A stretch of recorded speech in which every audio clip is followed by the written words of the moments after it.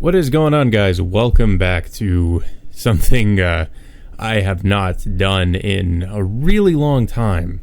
That is the Witch on the Holy Night, or Mahou no Yoru playthrough.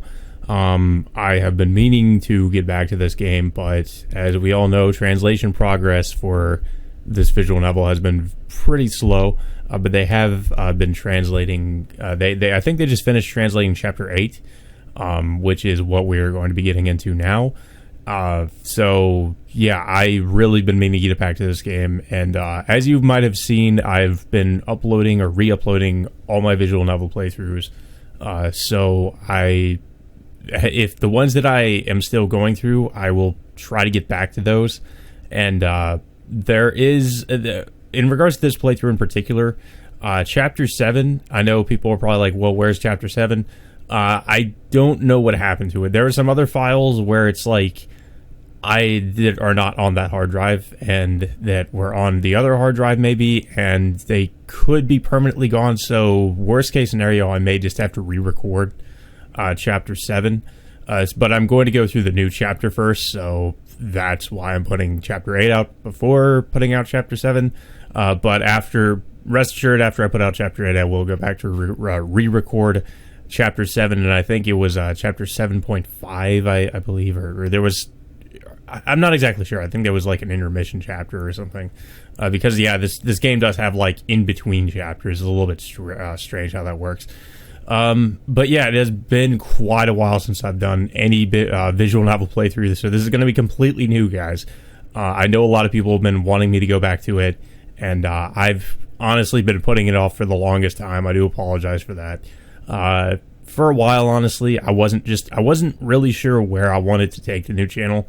I tried some different things, and I kind of, resigned myself to not go back to some of these playthroughs, but I realized, a lot of people just want to see me go back to this. That's what people want to see, and I shouldn't deny people what they want to see. I should, I did want to go in somewhat of a new direction. I still kind of do, but I also realize it's probably for the best to, give the people what they want, and go back to what what made the channel kind of popular in the first place.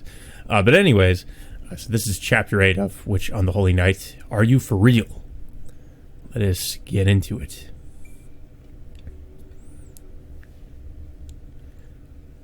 What is this nonsense? Part 2.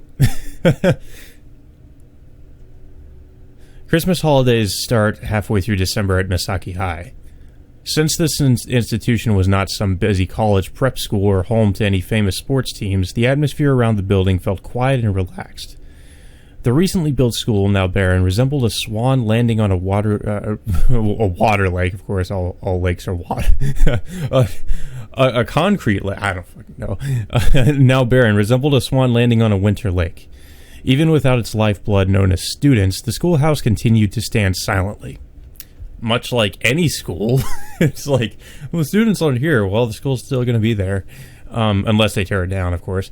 Most students, however, are unaware of its predecessor, a small schoolhouse made of wood bearing a very different appearance from the current edifice. This old building had not been torn down. It stands to this day, resting at the heart of the endless forest behind the hill, seeking to avoid attention. The sound of the bamboo broom sweeping leaves filled the air. Behind the hill, the fallen leaves were similar to waves breaking on the beach.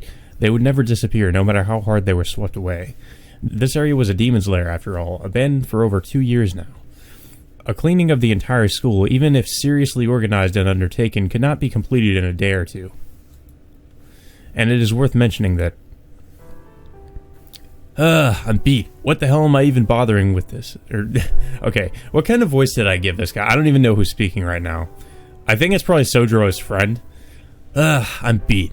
Why the hell am I even bothering with this? Christmas holidays are already super short, so why is the student council forcing us into this? Ridiculous. The beautification of the hillside would hardly be possible with such an ungrateful individual. Don't make us do this in tracksuits. At least let us put on jackets. What is this, some sort of remedial physical education course? A winter marathon? I've never even skipped PE once in my life, Kinomi Hosuke swung his broom around recklessly, condemning everything around him with foul language.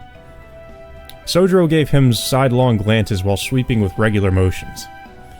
Hey, why are you taking this job so seriously? You can take it easy. This garden is as large as a mountain. We'll never be done sweeping with only 40 people.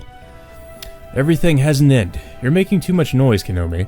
While Sojiro was telling him off without even looking back at him, Konomi started handling his broom more lazily. The hillside was freezing in the morning. Under the cloudy sky, the sun was nowhere to be seen. The backyard was coated in an ash-gray light. A chill fit for the middle of winter rendered even gloved hands numb. This kind of day is generally spent under heavy blankets at home. However, fate led them to clean what littered the hillside for the day. The Special Winter Cleaning Corps. They even have a name for it. This was the name of the suicidal crew. What are we, some kind of suicide squad? This was the name of the suicidal group. These benevolent souls had finally united to do something about the abandoned hillside. Ordinary students would see them as strong-willed and devoted to the god named beautification. But in reality, the unlucky bunch were gathered here as punishment. These victims were chosen to take remedial courses as part of the Student Council's annual year-end plan. During a season where snow could fall at any moment, who would go out of their way to take care of leaves? In reality, only one among the 40 martyrs in this operation actually volunteered. Gah, look Shizuki, Akabane and the others, they're making some retro stuff, grilled sweet potatoes. That's so old-fashioned it hurts. Oh, I've got an idea. What if we grilled some squid instead? Konomi, who had no intention of sweeping to begin with, continually tried to get Sojiro on his side. The cleaning corps was divided into several groups, and they were in charge of cleaning the back of the gym. Sojiro led the group, while Konomi was a simple foot soldier.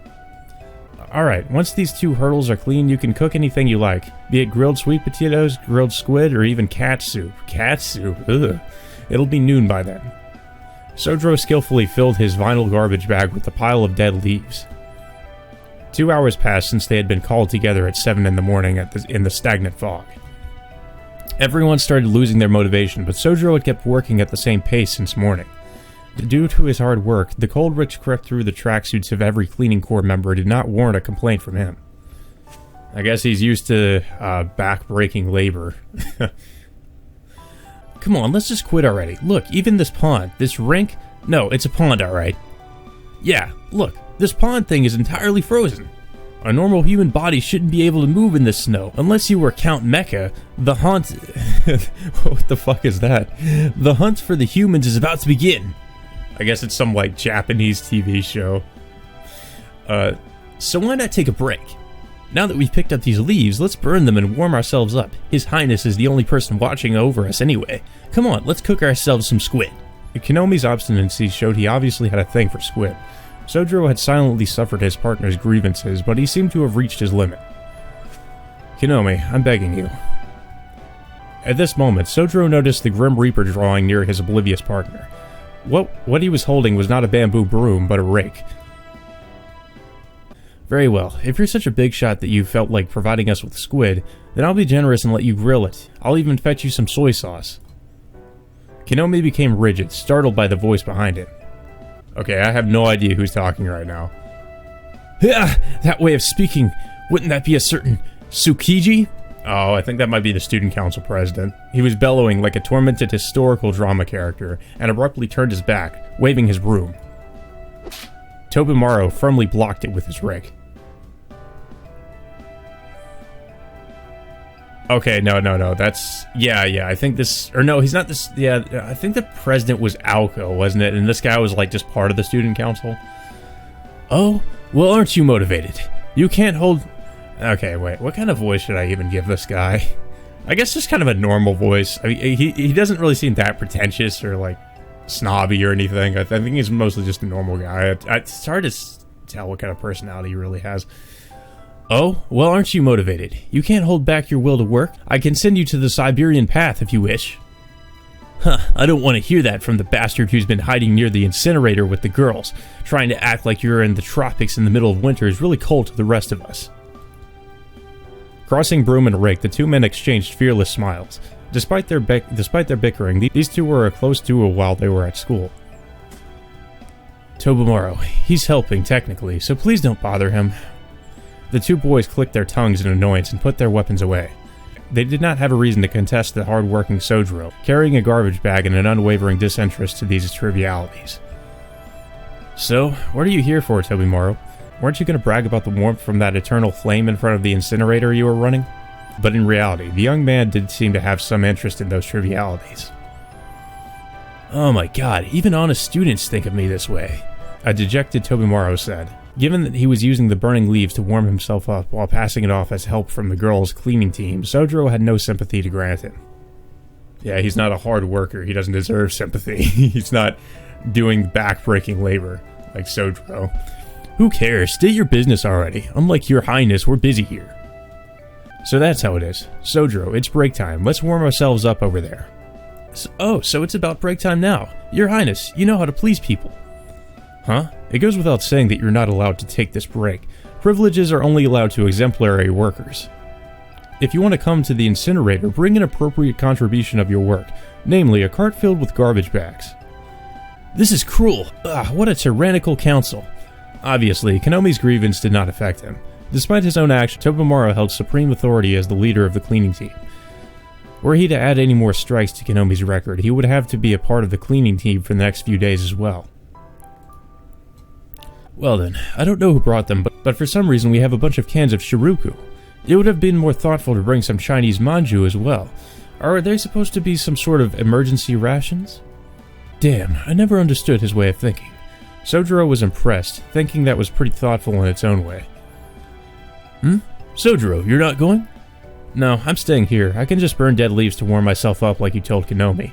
And there's also a pond. We won't have trouble putting out the fire. He gave this answer in consideration for his partner. Tobimaro frowned while Konomi was shivering. This present moment, I'm feeling something called friendship. This is wonderful. Honesty really does exist. Crap, wait here, Shizuki. I'm gonna go snatch some of Akibane's potatoes real quick. Konomi ran toward the neighboring group in a slightly shy manner. Oh well, I had a feeling it would end up like this. Scratching his head disappointedly, Tobimaro took a can of a hot beverage out of his tracksuit's pocket. He took out 2 other cans from his back and left pockets. Let's make a fire. I'm going to relax here as well. You two really are good company. Sojiro quickly finished preparing the fire. He gathered dead leaves and set them ablaze, making sure to keep the smoke at a reasonable level. You seem to know your stuff. We have matches, so it's easy. Sojiro squatted down by the fire and brought his numb hands close to the warmth. He seemed to be cold, though he showed no sign of such. Sojiro stared at the smoldering pile of burning leaves with nostalgia. Tobimaro felt slightly worried by this atmosphere. He was seeing the gloomy shadow of a stranger expelled from his home, filled with homesickness and regret. You don't seem to be feeling good, Sojiro. You could say that. I'm a bit tired. I can help you if you're having issues. Don't hesitate to ask me if you need advice. Tobimaro opened the can of shiruku, keeping its pull ring on his index finger, unsure of what to do with it. Sojiro's focus was on the fire. Now that I think about it, when you weren't at school, Aozaki hit me. I guess I really am a braggart. That's great. This is a nice promotion. Sojiro's answers were occasionally incoherent, like this one. Perhaps it was due to cultural differences, and so Tobimaro decided not to worry about it too much.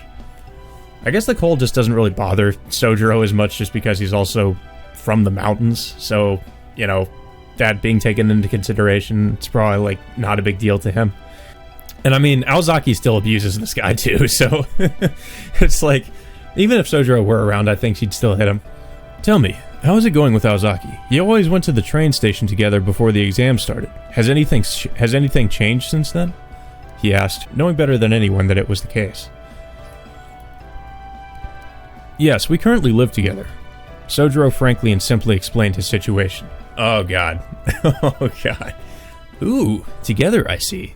Tobimaro giggled before this spontaneous answer, testifying his understanding of the situation, except... Huh? You're living together? What's wrong, Tobimaro? Did a spark fly in front of your face? No, and don't say something so scary. More importantly, I can't let what you just said pass. You're not pulling my leg, are you? Why would you think it's a joke? Sojiro silently protested. Don't tell me you're serious. You don't look interested in women, but you're surprisingly smooth. Did he just imply he was gay? Tobimaro had this feeling that for some unknown reason, Sojiro had outsmarted him, even if he had not taken any action yet. Sojiro gave him a rare look of anger. I'm the one who can't let that pass. What do you mean I'm not interested in women? His words were cold-hearted and came from genuine anger. Before Sojiro's unprecedented irritation, Tobimaro calmed down. No, I'm sorry, that's just the feeling you gave off. Pardon me. But what did you mean when you said you're living with Aozaki? No matter what you say, that's a bit too fast. It's not what you think. I'm simply renting a room in the mansion she lives in. It's a room right under the roof, but it reminds me of a mountain shack made of planks. I like it. Of course he would like that. It was called an attic, but Tobimaro did not want to raise this statement. A mansion? You mean the Koonji mansion? That's even more impossible. Sojiro, seriously, what magic trick did you use to achieve such a miracle? Huh? Tobimaro, even you know about that house? Of course, I may not look the part, but I'm a primary candidate to succeed the Tsukiji house. Knowing where the Koonji group's maiden lives is the least I could do. If I recall correctly, she's a second year at the Reian Academy for Girls. If you remember too, the Reian Academy for Girls is something from the Kara no Kyokai movies. So, I guess it's something that sort of gets referenced every now and again in some of the Type Moon stuff. Be interesting if we got like a cameo from, what was it? Kokuto's cousin, what was it? Asuka, I think? Koonji, what? Although he was a bit exhausted, Tobimaro kept explaining things to an increasingly confused Sojiro. Naturally, he simplified it to a level which Sojiro could understand. The Koonji group, or rather the Koonji Foundation. To put it simply, they're a rich family in which each member leads a company on good terms with the others. They're not like a big conglomerate, but their business is heavily invested in exportation. Their home ground is overseas. The former CEO's Anglophilia put them in a dry spell for a while about 5 years ago. However, now that they relocated their head office here, you can easily see how they're doing. Since then, his son followed and became president. The group was straightened back up, and now they're the talk of the town. We can see the Koonji name everywhere, even from here. Half the budget from rebuilding the school came from them. He gave a very simple explanation, but it still seemed too fast for Sojiro. A reluctant Tobimaro cut the explanation short. Basically, they're richer than you could ever imagine. Even the cafe you work at is a brand the Koonji recently implemented over here from outside the country. It's already become a national chain. In short, they're really impressive, but that's weird. If that's the case, then why is she so frugal? Sojiro whispered to himself. Tobimaro turned to him with a slightly jealous face mixed with genuine compassion.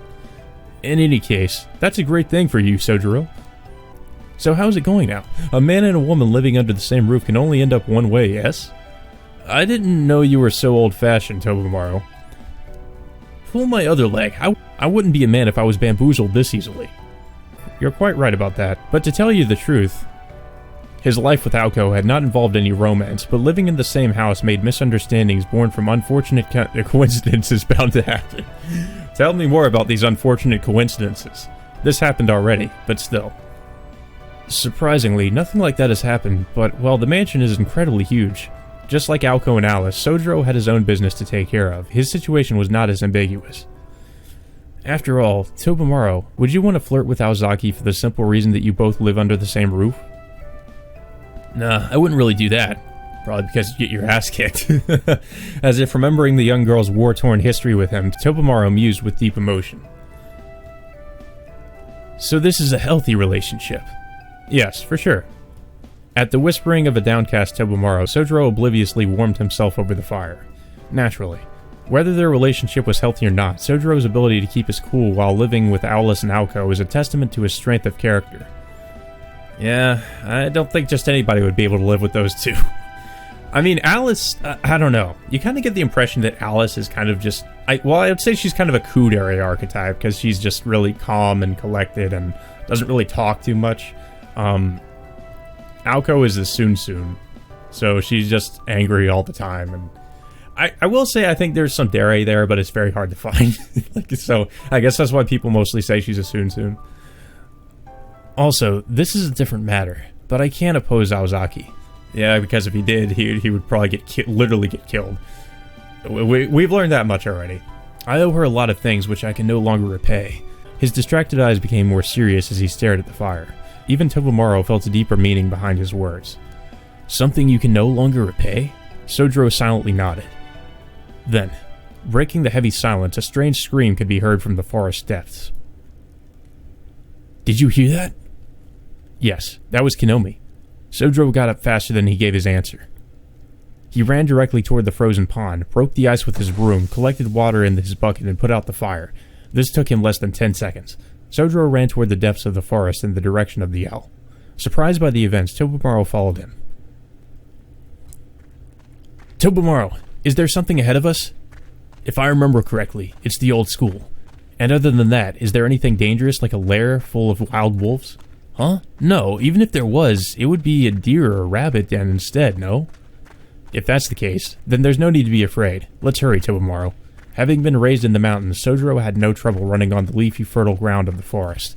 Tobimaro had faith in his legs, but he still could not keep up with Sojiro in this environment. Before he could even notice it, Sojiro was running alone.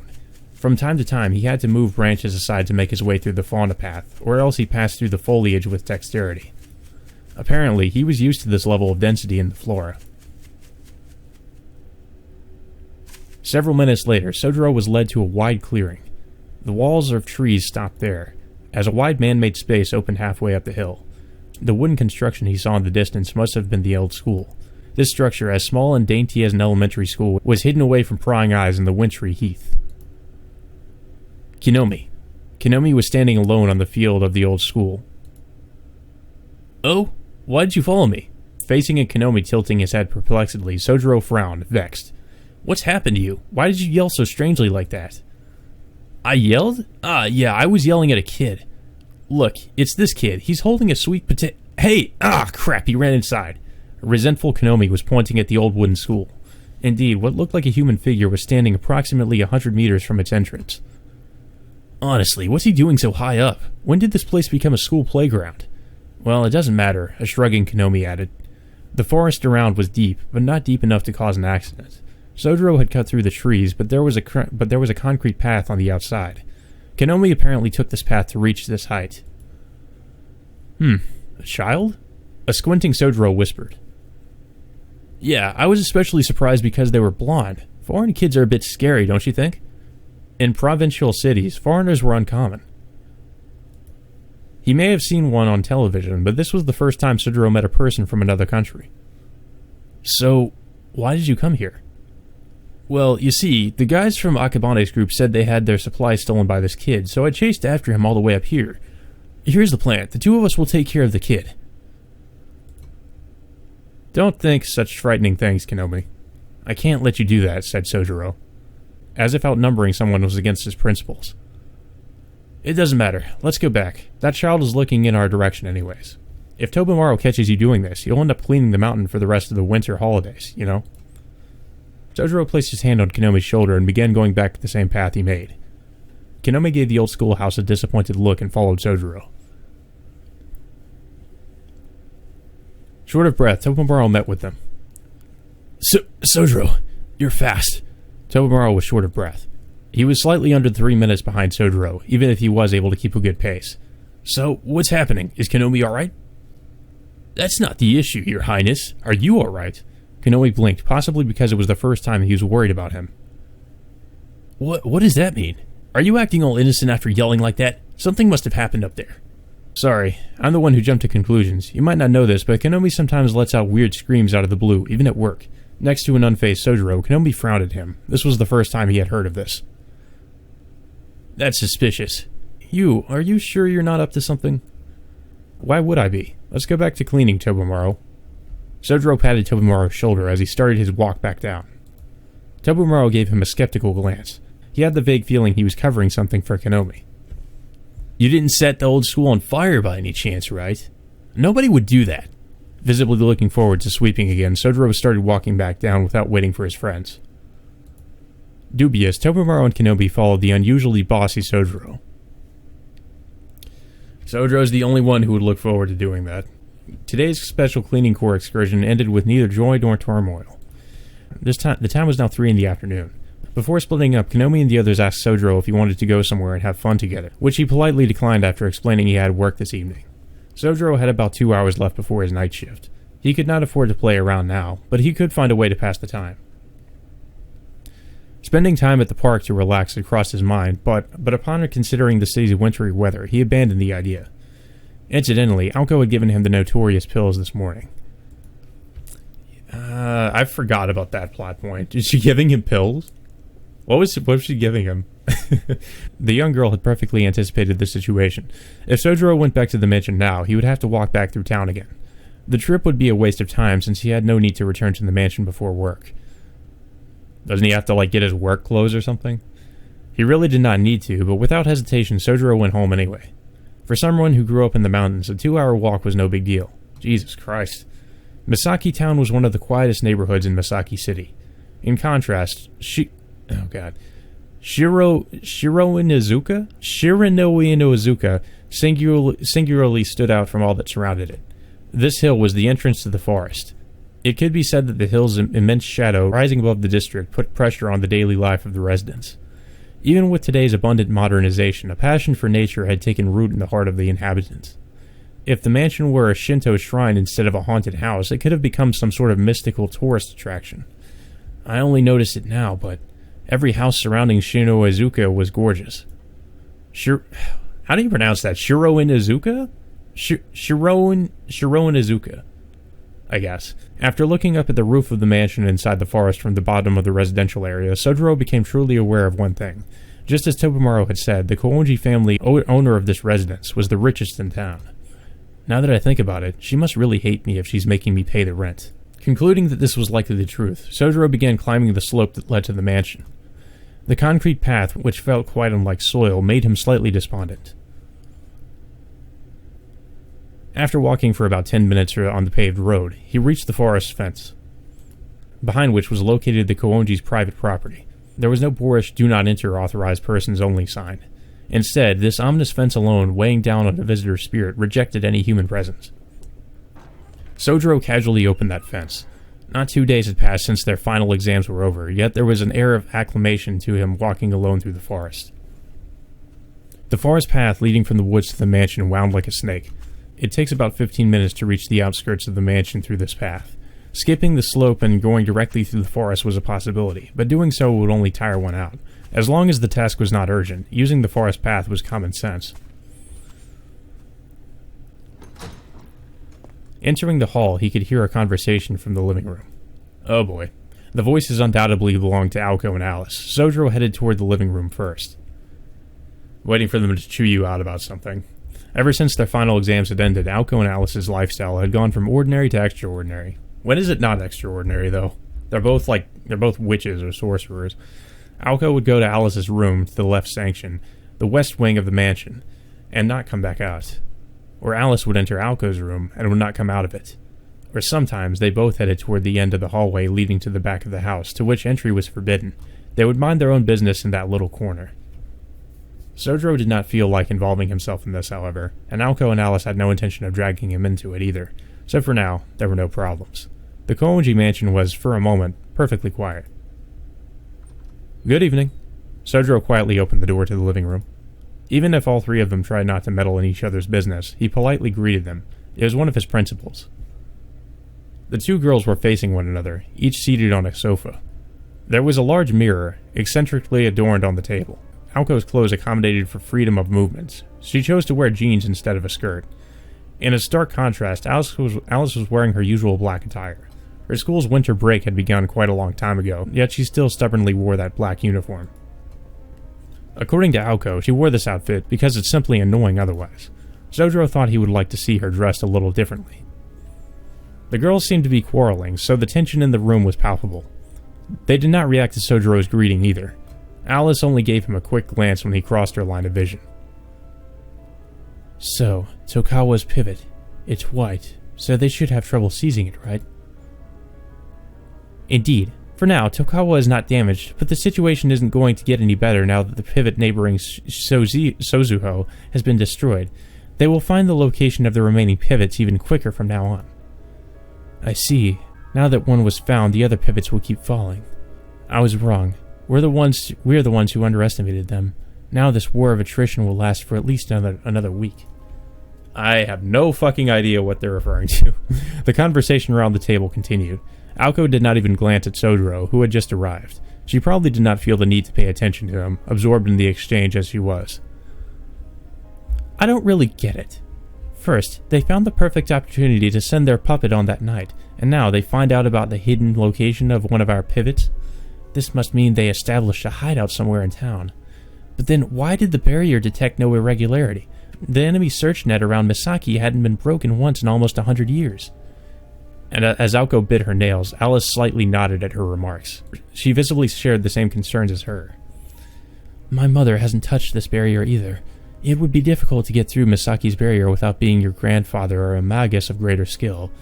Even if that were the case, such a person can hide their presence forever. They might have performed a special concealment technique, though I haven't heard of any new fairy circles these last few years.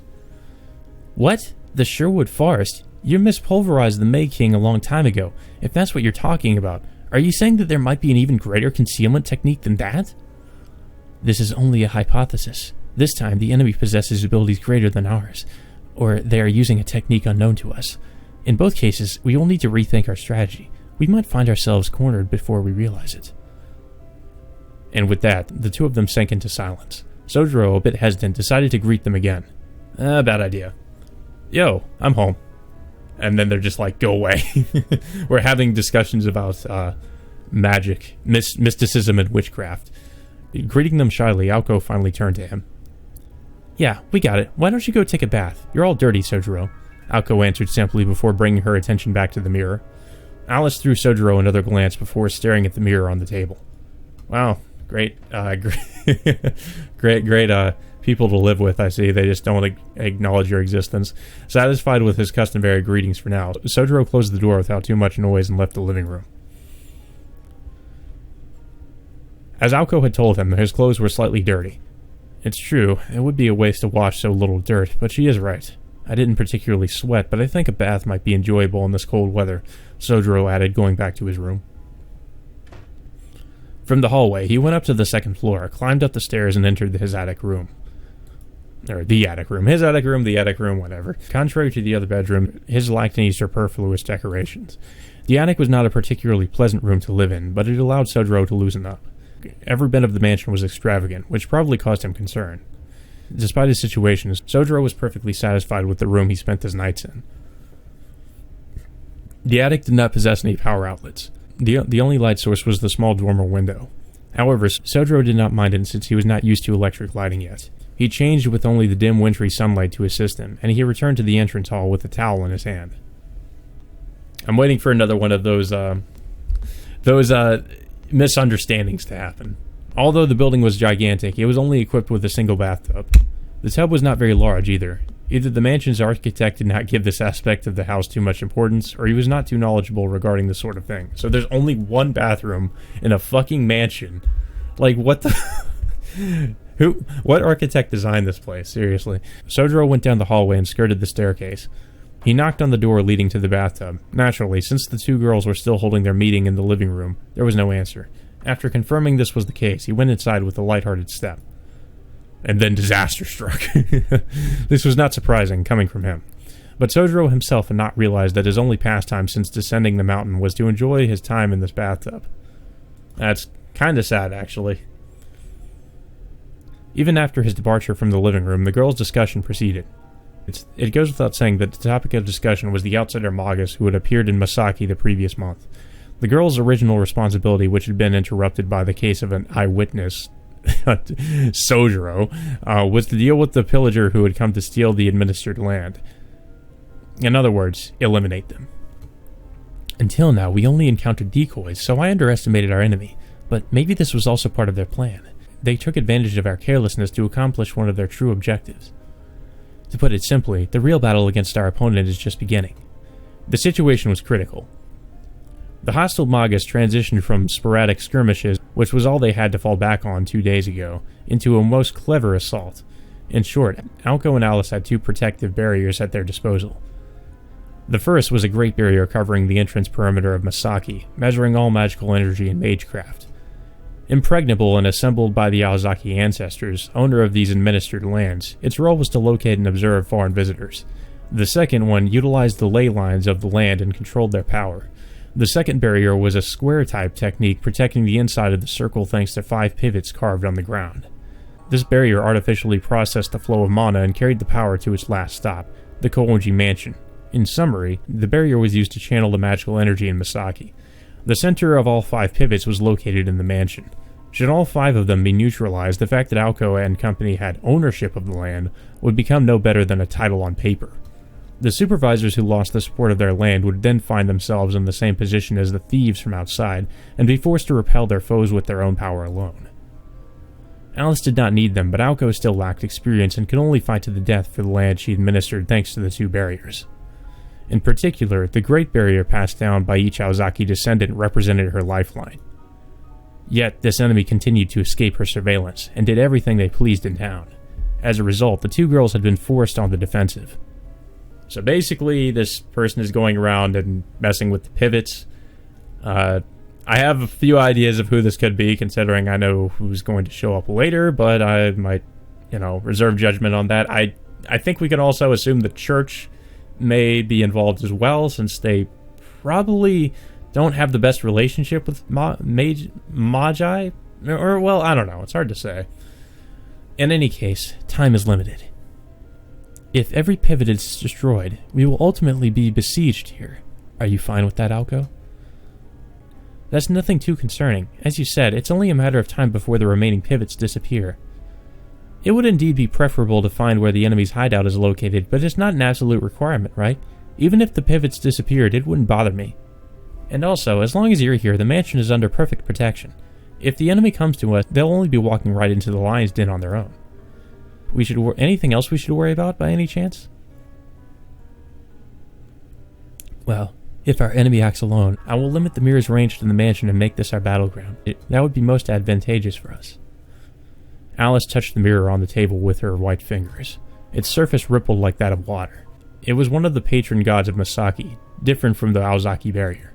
More accurately, they were fairy tale monsters protecting Koonji Alice alone, and not the town. Producing a thick fog, it was an invitation to a duel that brought intruders into a game board. Oh, something like the game board from Mumineku. It was simply called the Mirror by its master, whereas her childhood friend called it the Nap Mirror. It was magecraft mastered only by Koonji Alice. On the rippling surface of the mirror floated a castle, countless forests, a plain, and a river. Aoko glared at this spectacle without a word. Suddenly, alright, she got up from the sofa. Since it's decided, all that remains is for us to act. We're going out, Alice. Simply hanging around here won't help us make any progress. In response to Aoko's strong-willed voice, Alice let out a lazy sigh and gently brushed the flat surface of the mirror. The water emitted a splash. Following Alice's brushing, a thick fog engulfed the mirror and it disappeared from the table. If we walk the course in order, it will take us all night. Calm down. Don't be so difficult. By the way, Alice, the start of the fire pentagram is done this way, right? Aoko waved her fingers in the air. She drew a pentagram from the top to the bottom right, then to the top left, and so forth. It's about time for you to learn something else besides destruction, Aoko. Alice sighs and leaves the sofa in turn. Taking their coats from the coat rack, the 2 girls left the living room. So are they actually going to try to find this person? Excuse me, I'm improving every day too. I managed to cast an alluring spell the other night. A spell? A simple suggestion spell. You know, the one you taught me? The one that goes air weighing down, chest trembling, preceding light, lagging shadow? Is that true? Entirely true. You can ask Sojiro. Oh god, of course she used it on him. He's gonna be like the guinea pig, isn't he? Alice swallowed the words she was about to let out with a worried expression. She was probably thinking the subject was not worth bringing up now, and hushed her question. But what are you going to do with him once we're away? It should be fine, as long as he doesn't venture to the west wing and use the forbidden door. Nothing should kill him. Aoko answered, opening the door to the hallway. It was then that, much like what had happened to Alice, Aoko's throat froze up just as she was about to ask an abrupt question. What happened? What did he do? Oh, No, he took off his shirt. It's like, at least it's just his shirt and not everything else. What the... Aoko could not make out who had appeared before them so abruptly. Suddenly bewildered, her distracted gaze clung to the rays of the afternoon sun. Absent-minded, as if startled by a jack-in-the-box. Or as if she had just woken up. Only the figure could tell exactly how long the silence had lasted. You, what exactly are you doing here? After a few moments, Aoko finally managed to piece those words together. What am I doing? Well, I'm changing clothes. Sojiro's figure calmly answered Aoko's question, without explaining his reasoning for undressing in the hallway instead of the bathroom. Okay, that is that is a little bit weird. We'll say that. But Sojiro is it's pretty fucking weird, so. Instead of raising her voice, or to be more exact, yelling at him, Aoko stopped herself. Sojiro, who had probably just left the bathroom, was about to put on a t-shirt. He was bare-chested, and a bandage enveloped his neck. His hair was wet, but no area of his skin held the faintest trace of red. He had most likely bathed in cold water. Jesus. I don't know how he manages to withstand, like, bathing in cold water in the winter. Jesus Christ. It's kind of surprising he doesn't get pneumonia. His ability to do this in the chilly weather astonished her, but that was inconsequential. Sojiro's body was the true cause for her amazement. I guess because it's kind of... Oh yeah, I guess because he's a little bit built. She's getting a little bit hot and bothered. Despite giving off the image of a thin, harmless man up until this moment, a simple look at his bare body was enough to make that impression vanish entirely. He might not be vigorously built for someone who grew up in the mountains, but for her, this body was most unexpected. And on top of that... Are those scars? Aoko shyly asked. Sojiro replied, lowering his gaze. His arm was covered by what looked like burn marks. They did not have an orderly form like Aoko's magic crest, but a rather uneven shape, reminiscent of an unfortunate accident. Oh, this. I was assaulted and bitten by a pack of wild dogs a long time ago. I was lucky to even get out with my life, so a scar like this is no big deal. Since it was a distant memory, it must have happened during his early childhood. He survived this assault, but deep in the mountains where he lived, he probably could not receive adequate medical help. The scar never disappeared. He bore it for years, and even with the passing of time, the mark remained. Sojiro would certainly carry it for the rest of his life. On the other hand, the wild scar lingering on his skin suited his handsome body so well that Aoko contemplated it with fascination for a brief moment. Is that really all she was doing? It really isn't a pretty thing to look at. I should have changed in my room. Seeing as Aoko was stuck in place in silence, Sojiro apologized, looking slightly embarrassed while putting on his t-shirt. The two girls remained silent. Sojiro headed toward the stairs, back to his room. Hold on a second, Sojiro. Sojiro stopped abruptly and turned around. Hey, alright, how should I say... Aoko could not understand her own reasons for stopping him. She looked away, embarrassed. It's not like you to be so hesitant. You've been acting really strangely for some time now. Do you have a fever? You both haven't had much sleep since all that, have you? By all that, he meant the end of semester exams. From Sojiro's point of view, Aoko's behavior appeared as strange, and her way of working was odd. I don't have a fever. That's not it. Why were you getting changed here of all places? Aoko obviously tried to save face on his end. Sojiro seemed to hesitate even more than Aoko for some reason. Well, this is a little complicated to say, but you should take better care of your underwear, even if I don't know who they belong to. Oh, so that kind of... that was a little bit awkward, I guess. Wordlessly standing behind Aoko until now, an irritated Alice reacted to Sojiro's explanation. Even if she intended to stay out of the conversation, she clearly couldn't feign indifference after this last reply. I'm only saying this to clarify things, but Aoko is responsible for this. It was a well-founded statement, communicated at an impressive speed. Oh, now she's throwing her under the bus. Yes, it was my turn to do the laundry, but... Aoko's words seemed to foretell imminent danger. Anyway, it's almost time for me to go to work. I'll go change. Sojiro retreated from the battlefield with haste, alarmed by a bad omen that predicted a quarrel. Yeah, he is probably for the best. The alert figure thus walked away at a quick pace. Alice, I'll do the laundry now. Still looking indifferent, Alice disappeared to the bathroom. Well, at least that could have been a lot worse. A few minutes later, right before going out to do her prerogatives as a magus, Aoko, now having pulled herself back together, questioned her partner in a moment of clarity. All right, Alice, when you talked about a scar, you were referring to that. That is not a scar. After all, that thing is quite splendid. Indeed, Aoko thought. The scar had impressed her because the person it was attached to accepted it as part of his past without feeling any remorse. Unlike Alice, splendid is not what came to Aoko's mind. But what she felt about it instead did not seem entirely baseless. And there was another detail. There's at least one thing I'm sure of now. I'm not the only one who fell under his charm despite my caution, right, Alice? Aoko interrogated her as if trying to make her confess to a dirty move she had committed. She turned to the girl who had ignored and displayed disinterest toward the event from beginning to end. Alice did not answer and merely looked away. Satisfied, Aoko walked toward the entrance, chuckling loudly. I guess she exposed her dare side. Okay, let's go. We can start with that park first, right? Everything began from there, after all. The park in Misaki Town. Mysteriously, this parcel of land was the starting point of the relationship between the enemy puppet and Sojiro.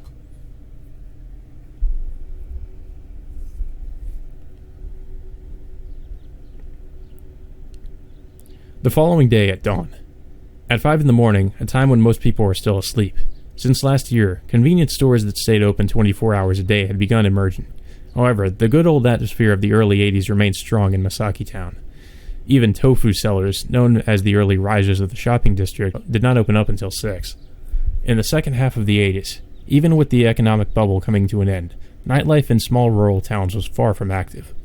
The residential districts were quiet, with no salarymen walking on the sides of the road, and no sounds of traffic. The sun was half hidden below the horizon. The town still needed another half hour of sleep before waking.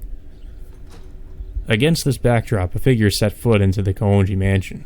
Sojiro, who worked diligently overnight to take advantage of the Christmas break, had just gotten home.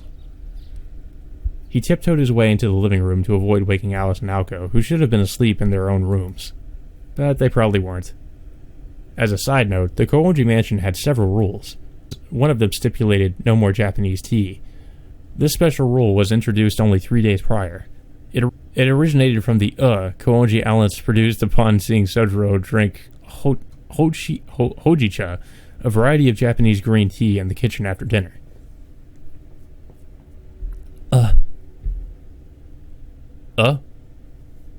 Thinking back on it, the incident happened so suddenly. He had simply heard Alice's voice behind him. After mimicking the start of a headache, she had called Aoko, and since then, the preparation of second-rate teas such as ume and konbu tea was forbidden. The fact that Aoko managed to negotiate the exclusion of summer barley tea from Alice's blacklist was nothing short of a miracle. Even in England, green tea was more mainstream at first. Aoko's counterattack, which had hit a sore point, resulted in the situation. Let us add that Aozaki Aoko suspected that matched the first syllable of unacceptable. She has no reason to hate it that much. Every kind of tea is delicious, Sojiro mumbled, drinking his hot green tea. He was unaware that Alice's main reason for trembling was the fact that he had poured his hojicha in a cup for black tea. Even so, in his defense, the teacup in question was the only one Alice allowed him to use. In any case, as of now, he found himself in his personal space of bliss. Sojiro thoroughly enjoyed this moment of pleasure after work, using the Japanese tea set he had secretly brought. While he enjoyed this brief respite, he did not focus on any particular activities, like reading a book or watching television. Instead, he was looking affectionately at the garden on the other side of the window, or rather, the jungle. We should do something about that, he thought while relaxing. And before somebody walks in on him, it's like, why are you using that teacup? That's mine. After resting for about half an hour, his tiredness nearly dissipated, and he heard a noise coming from the hallway. Recognizing the voices of Alice and Aoko in the middle of a discussion, he swiftly hid the cup, the teapot, and the tea leaves in the kitchen. Given the large number of unused shelves, concealing them proved very easy, yet Sojiro felt bothered by the state of this room, which betrayed Alice and Aoko's poor eating habits. Sojiro's OCD is about to kick in. It's like, I need to clean this up. Oh? You're up very early, Sojiro. Aoko addressed him while taking off her white down jacket. By her side, Alice silently removed her black jacket.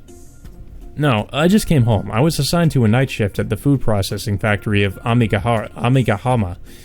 I just got back from that. With his head sticking out of the kitchen, he motioned that he was about to go boil some water. Alice tilted her head lightly. Not because Sojiro's sense of humor had touched her through his gesture. Of Amigahama? Alice glanced at the clock in the living room, and her expression grew even darker. What is it, Alice? Aoko, who had rapidly sat down on the sofa, questioned Alice, who was still standing. Nothing. she answered coldly before elegantly sitting down on the sofa in turn. Sojiro, don't forget, a spoonful of sugar is enough for me, Naoko announced like it was self-evident. There was no reply, but he seemed to understand. This was the culmination of overnight cramming for 2 nights, incomprehensible to Alice. What about you? I'll only have milk, Alice answered reluctantly. Got it, so milky tea, right? A curious and energetic voice answered. Okay, I get it. This will never end if I act this way every time. But still, I find it surprising that you drink from packet tea bags, Alice. I'm tired today, so for a change. Apparently, the idea of accepting altruistic kindness appealed to her. Well, whatever. By the way, Sojiro, didn't you say something weird just now? I don't think I did. Really? Well, alright. They spoke with 4 meters between them, one in the kitchen and the other in the living room. Alice decided to add her opinion.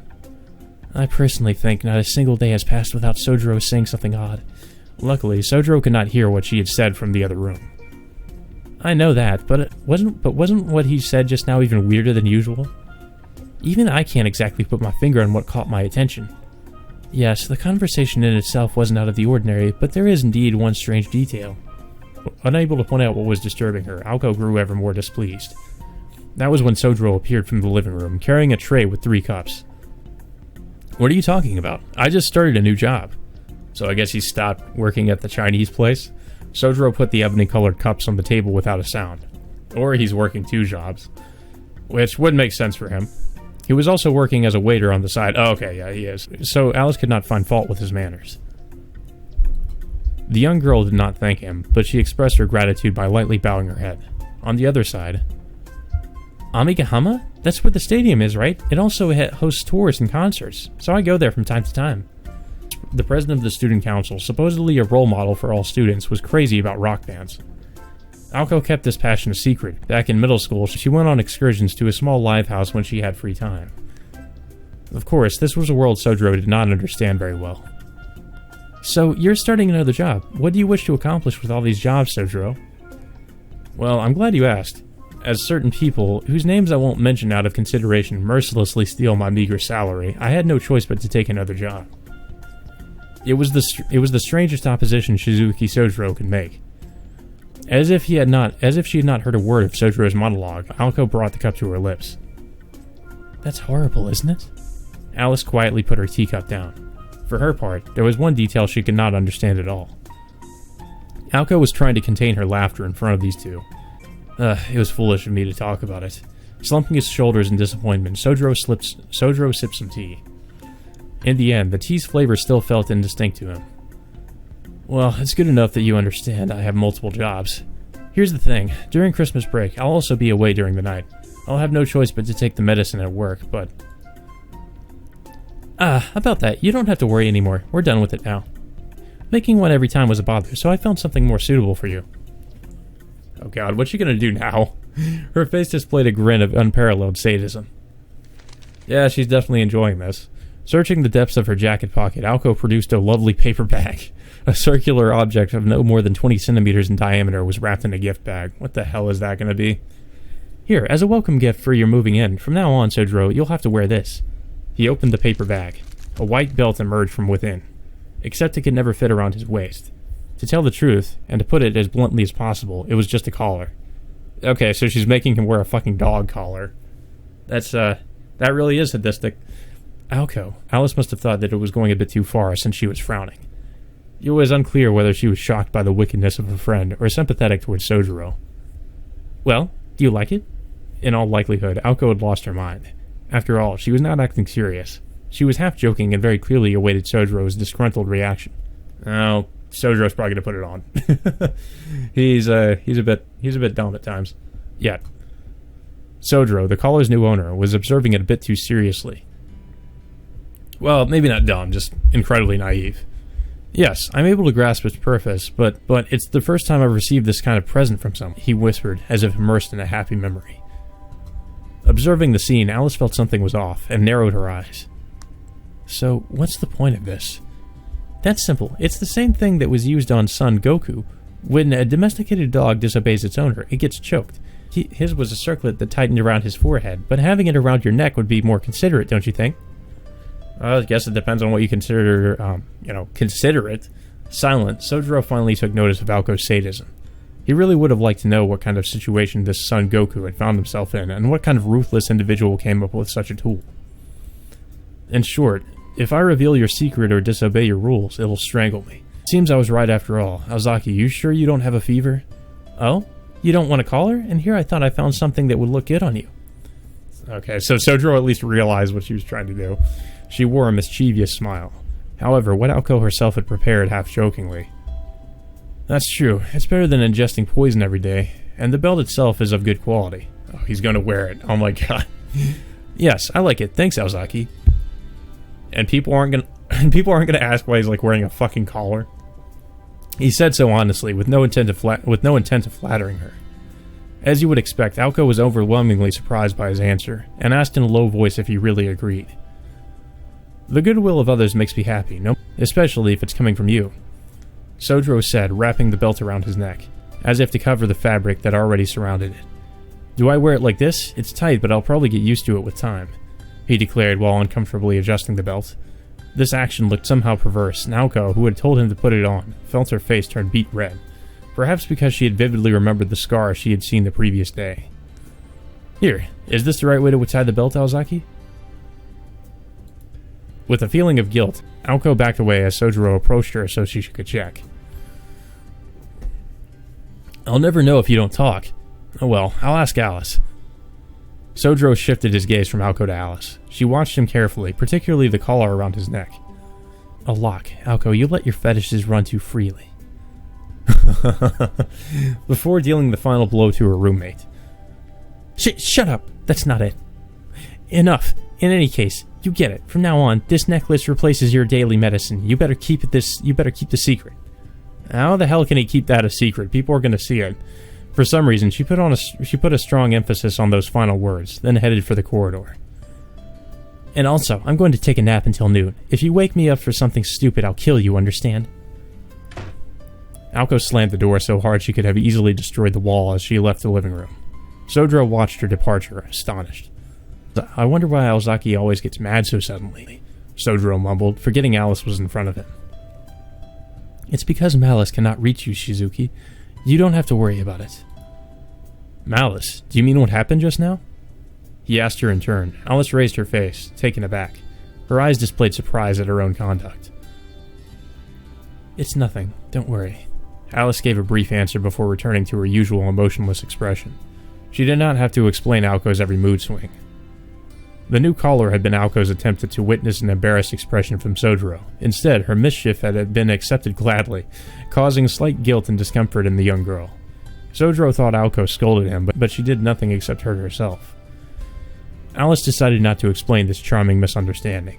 Not because it would be tiring, but because she did not even consider this idea of engaging in pointless conversation in the first place. Koonji Alice had been raised this way. What are you going to do now? Alice inquired abruptly. Sojiro reflected on the question a little while, then. I'll get some rest until the evening. I've been very busy lately. Since I have the opportunity, I'd like to watch some TV, and we'll have to wake Aozaki up for lunch, right? I see. In that case, don't make any noise. Alice let out a small sigh and stood up. Don't make any noise. Sojiro would realize the true meaning of those words a few minutes later. I have a bad feeling about this. The bright sunlight passed through the windows. The time would be 9 in the morning soon. The moment television programs went into full swing in living rooms. Sitting down on the sofa, Sojiro contemplated the situation outside. No word could describe the courtyard's decaying state, noticeable from the living room through the conservatory next door. Unspoiled nature had something sacred to it, but Sojiro also appreciated its orderliness when it was shaped by human hands. Something will have to be done about it sooner or later, he thought, entrusting himself over this modest goal before turning the next page of his textbook. Math exercises in a notebook borrowed from Aoko lay on the table. Oh god, no. At first glance, he resembled an honor student in every way, taking his lessons seriously even during school break, but in reality, this was only the result of a concession. Indeed, Sojiro had to abandon his original goal of enjoying television in the morning for a specific reason. The reason was fairly conspicuous. Sojuro took in the sight of Konji Alice seated in front of him, presently immersed in her reading. He could have sworn Alice had locked herself in her room. Instead, she brought out an old book and started reading it. This was what Alice meant when she told him not to make any noise. As such, watching television without disturbing her was difficult. I'll refrain from doing so for the time being. Upon reaching this conclusion, well then, he said before taking out his remedial classes homework, he was studying in the living room. There was no reason for him to stay here, but he did not have to go back to his room either. Therefore, regardless of Alice's presence, he innocently drew lines with a highlighter on his textbook. For Sojuro, his room under the attic and the living room occupied by Alice were not so different. As long as nothing suggested trouble, he would be able to live with man-eating tigers. It was both his greatest strength and his biggest weakness. I have to agree with him there.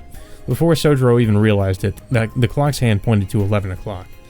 He was barely halfway done with his math assignment, even after 2 hours. Sojuro's own lack of perseverance dampened his spirits. To think that Aozaki is doing her best, he said to himself, plop, as he watched his pen roll over his notebook. He knew that Aoko and Alice had been preparing something since the exams ended. Because of that, Aoko was not sleeping much, if at all. He understood that if she had not taken him into account during the exams, things would have been easier for her. Today's nap was almost certainly Aoko's first real sleep in days. Her fatigue had probably hit its peak long ago. Even so, she never let it show and walked with vigor. It was not an attempt to hide any frailty. She simply possessed a strong and positive will, where weakness could not manifest. If she occasionally sounded unreasonable, it was probably thanks to her inherent honesty. In this manner, Alice might be similar to her. As he watched the two girls pursue their own goal, he dully thought about his own half-measures. Until now, he had desperately tried to accommodate to his new life, but after reaching this goal, what would the next objective be? Thinking about that, Sojuro's spirit became clouded by a dark mist. Indeed, he had the feeling he would never find a clear purpose like theirs. After leaving the mountain, his thread had been cut and could never be tied again. A kite with its strings cut would only be carried away by the wind. Conscious that nothing awaited it at the end of the road, and with no means of returning to the ground, it would remain powerless. Eventually, it would be carried far away, indiscernible from the ground. Yes, convenient things are all around us, but what I really want, he could find a heap of them simply by walking around town, but never the one. He had already asked himself this question. By repeating it, he may have thought his mind would clear up, but it only became foggier. Or perhaps, by lamenting over his immaturity, he ended up clinging to the thought that he would find hope one day.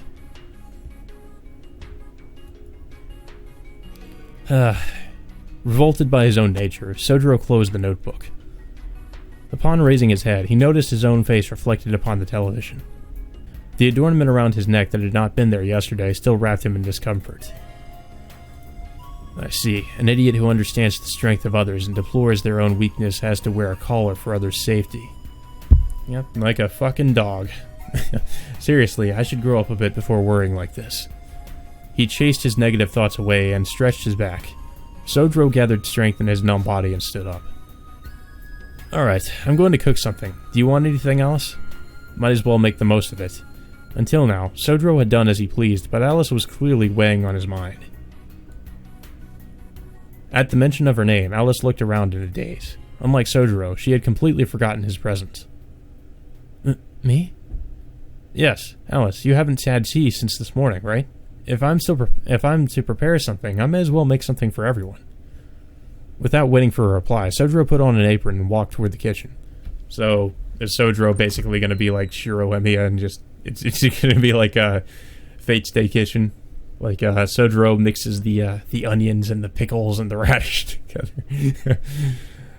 Alice meant to gesture him to stop, but Sojuro was already in the other room. She was reluctant to go in the kitchen and specifically tell him not to prepare anything for her, especially since she was indeed hungry. Sojuro's proposal was logical, considering her current condition. Alice was hungry, and Sojuro was preparing breakfast. Him cooking for two people would reduce the time required to prepare the meal separately. If she ignored her feelings, Alice had no objections. She swallowed her words and decided to tacitly approve Sojuro's idea. What a weird person, she muttered quietly, so as not to let anyone hear her. I don't think it's really weird to, ask someone if they want any food. But to tell the truth, Ever since that morning, Kawanji Alice had been terribly angry. After checking every pivot in Misaki and returning on the first train from Tokawa, she had decided to read as many books as possible while it was daytime until she could successfully visualize the subject. This iron will would not be broken by the mere presence of other people in the living room. Furthermore, as the head of the mansion, being confined to her own room because of Sojiro was a ludicrous idea. However, even if she thought this way, driving Sojiro away without a reason would be a mistake. At present, the young man was keeping the silence she had requested. He absolutely did not bother her. If she wished to be alone, then Alice would be the one forced to go to her room. Instead of telling him not to make any noise, I should have told him to leave me alone. Faced with this dilemma, Alice was obstinate about staying in the living room, expecting Sojiro to throw in the towel and flee to his room in the attic sooner or later. Her expectations proved to be largely erroneous. He had indeed not left the living room, and strangely, Sojiro's presence had in no way inconvenienced her. He was not paying attention to Alice, but he was not ignoring her either. They were both quiet, but their silence was not awkward. She felt alone, and yet also felt the peculiar feeling of safety that comes from being near someone. In simpler terms, it was the feeling that radiated from Shizuki Sojiro. This was perhaps the same reason she was able to continue sleeping even with another person by her side. Unaware of what was going through Alice's head, Sojiro continued preparing a meal in the kitchen. Alice could not see him from the living room, but she could easily imagine him cooking with enthusiasm. What a strange individual, honestly. She let her opinion slip out once again and resumed her reading. The light entering their living room indicated that it was almost noon. On a cloudy winter day, those rays of sunlight gave off a warm feeling. The time was 12 o'clock sharp, and Sojiro came back to the living room with 2 table sets in hand. The large cream-colored plate contained a meal of indefinable color. That actually looks pretty damn good. What the fuck? What the? She was under no delusions. Therefore, if she had been presented with a poor-quality dish, that would be enough reason to decline it. The dish was diabolical enough that even Alice, who had prepared herself, was at a loss for words. What is this thing? Alice reacted timidly. This? I tried cooking yaki odon. If Alko were here, such a comment would have earned him a punch in the face. Sojiro put the large plates down on the table one after the other without a tinge of embarrassment. Is it really that bad? The steam rising from the dish could easily match the furious rumbling of Mount Osore. The mixture was reminiscent of Mount Etna's syrupy magma. Holy shit. Under that magma were countless hidden tentacles. Udon. There were no more words to be said. This particular taste came only to male students who live alone, those who prioritize quantity over quality. The only things needed were a recipe, ingredients, and guts. Metaphorically speaking, this preparation turned the lack of artistic capability into art. It essentially consisted of mixing high quantities of udon with sauce. Yes, it was indubitably a man's cooking. Another name for it could be cooking leftovers. Oh no. Leftovers are horrifying. She was curious to know what Sojiro had been doing for an hour, and it was apparently time spent carefully garnishing his creation. The yaki udon alone would have been enough, but he was also sincere and devoted in his usual way, working harder than necessary. Sojiro leaned forward slightly and grabbed a pair of chopsticks. He had brought a fork for Alice. She picked it up and wrapped some noodles, half buried under the topping around it. Sojiro began eating with refined manners, without taking notice of the hesitant Alice, who looked like she was being fed poison. Alice took this as a challenge and carried what looked like food into her mouth with a scowl. Is it actually going to be good? It had a strong and spicy flavor, but it was nowhere close to being inedible. She might even venture to say that this taste could very well become addictive in the future. And that is what began Sojiro's position as a cook in the house. I'd like to ask you something. Sojiro interrupted his meal to question Alice. Putting aside your stories of magi, Aozaki has never attempted to end in anyone's life, right? Alice calmly raised her head upon hearing his sudden question. Her gaze, focused on the manly cooking until now, directly met Sojiro's. You ask really strange things, Shizuki. I'm sorry, but this is the kind of thing I could never ask Aozaki. You don't have to answer if you don't want to. Alice did not give an answer. With no regret, Sojiro continued his meal. The young girl dispassionately watched the young man, who noisily ate his noodles.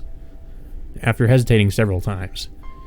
As you said, Shizuki, Aoko has never killed a human before. Although she's mentally performed the act in question several times in the past.